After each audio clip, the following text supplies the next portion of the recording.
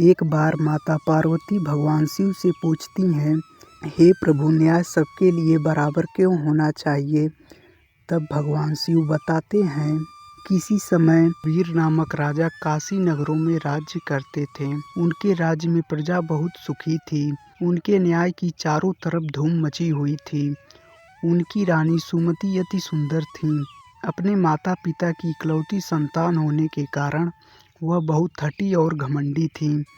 उसकी सुंदरता पर मोहित राजा वीर उसे बहुत चाहते थे। सर्दी का मौसम था। रानी अपनी सखियों के साथ गंगा स्नान करने गई। स्नान करने के उपरांत वह सर्दी में ठिठुरने लगी। उसने इधर उधर देखा, उसे एक झोपड़ी दिखाई दी। रानी बोली, चलो उस झोपड़ी को जलाकर आग तापते हैं।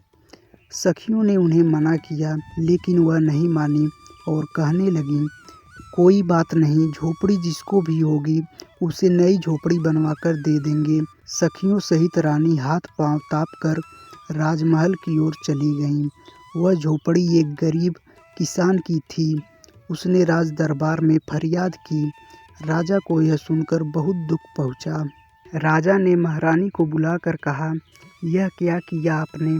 क्या आपको यह शोभा देता है कि आप एक गरीब की झोपड़ी को जला डालो?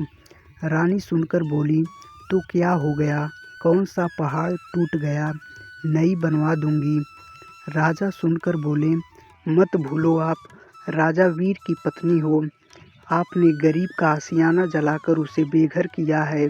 मेरा आदेश है कि जब तक आप मेहनत मजदूरी करके उसे झोपड़ी बनवाकर नहीं देंगी, आपके लिए राजमहल में कोई स्थान नहीं होगा। रानी का घमंड चूर हो गया। वह जंगल में चली गईं। वहाँ से लकड़ियाँ बीनकर शहर में बेचने लगीं। जो पैसे उन्हें मिलते उनमें से आधे पैसे बचाकर रख लेती।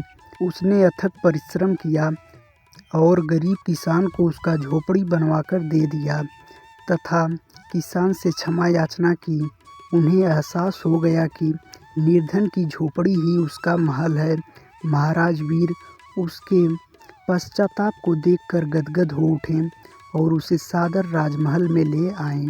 इस तरह भगवान शिव कथा को समाप्त करते हैं।